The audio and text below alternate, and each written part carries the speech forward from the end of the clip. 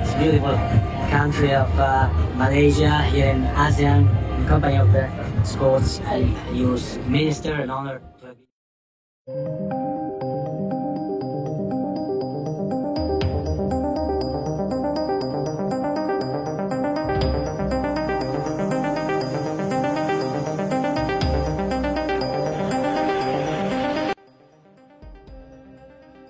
10 sponsor besar Arab dan Eropa siap masuk FIFA ASEAN Cup asal Indonesia join dan jadi tuan rumah. Isu panas kembali berhembus di balik gelaran FIFA ASEAN Cup yang kini terus jadi sorotan dunia. Namun sebelum kita lanjut ke berita terlengkapnya, alangkah baiknya bagi kalian untuk menekan tombol like terlebih dahulu. Dan yang belum subscribe, tolong subscribe channel Garuda Timnas dulu. Karena satu like dan satu subscribe dari kalian itu ternyata bisa menambah pundi-pundi pahala untuk kalian. Setelah sejumlah negara di Asia Tenggara sepakat ikut proyek turnamen mega ini, kabar terbaru datang dari markas besar sponsor global. Dan kali ini nilainya enggak main-main. 10 sponsor besar baik dari kawasan Arab maupun Eropa dilaporkan siap turun langsung jadi pendukung utama turnamen ini. Mulai dari perusahaan minyak raksasa Timur Tengah, produsen otomotif Jerman, hingga apparel global yang sebelumnya jadi sponsor tetap Piala Yala Dunia.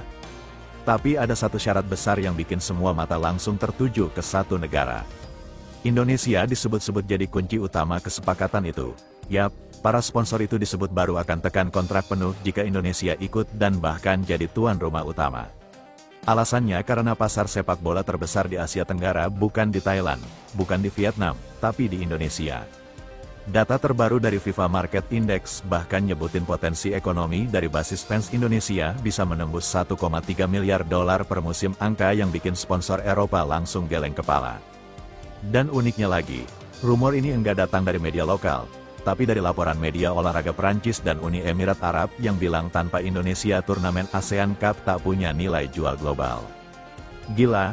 Sekelas FIFA aja ternyata tahu kalau enggak ada euforia supporter Indonesia, turnamen Asia Tenggara bakal hambar.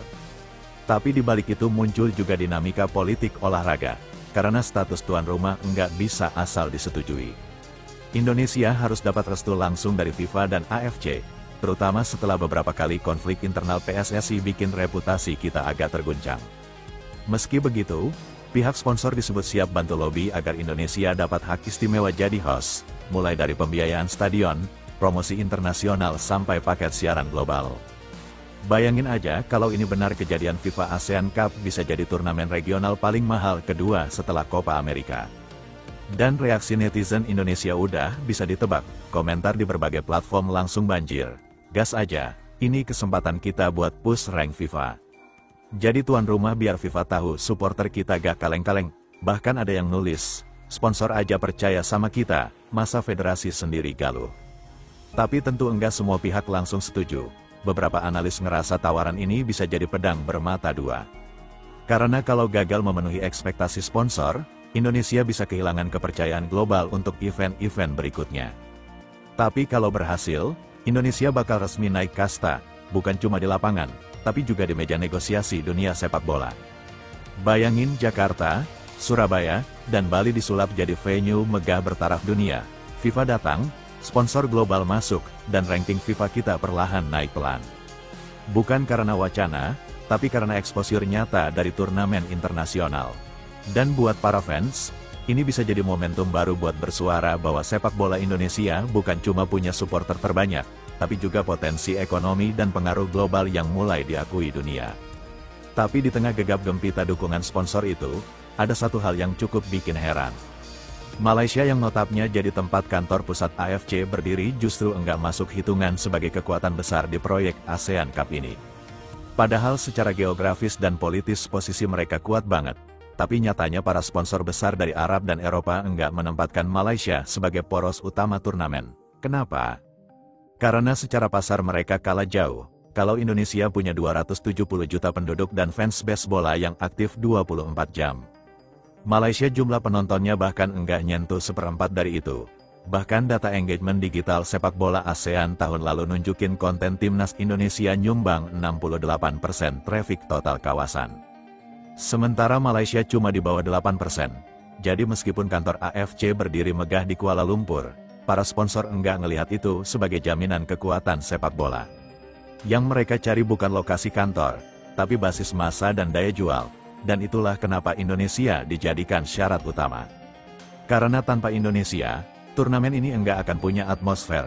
Bayangin aja, stadion penuh di Jakarta dan Surabaya disiarkan ke seluruh dunia. Sementara di sisi lain, stadion Malaysia masih sepi. Padahal markas AFC cuma sejengkal dari situ. Ironis kan, kantornya di sana, tapi denyutnya di sini. Bahkan salah satu media Qatar sempat nulis, jika dimainkan di tanah yang punya jiwa sepak bola dan itu bukan di Kuala Lumpur. Kalimat itu langsung viral dan netizen Indonesia langsung nyaut, ya jelas di sini bola bukan sekedar olahraga, tapi harga diri. Dan dari situ makin jelas kalau para sponsor ini enggak asal pilih. Mereka ngerti kalau mau turnamen hidup harus ada euforia. Harus ada lautan manusia yang nyanyi dari menit pertama sampai akhir, dan itu cuma bisa ditemukan di stadion-stadion Indonesia. Jadi wajar aja kalau akhirnya syarat utama mereka bukan siapa pengurus AFC, bukan di mana kantor berdiri, tapi apakah Indonesia jadi tuan rumah. Karena sekali lagi AFC boleh punya markas di Malaysia, tapi jantung sepak bola ASEAN tetap berdetak di Indonesia. Dan kalau semua ini benar terrealisasi, Indonesia enggak cuma jadi host, tapi jadi pusat pergerakan sepak bola Asia Tenggara, sponsor global masuk, media internasional meliput, dan ranking FIFA kita mulai naik perlahan, dari ASEAN menuju Asia dan siapa tahu ke panggung dunia.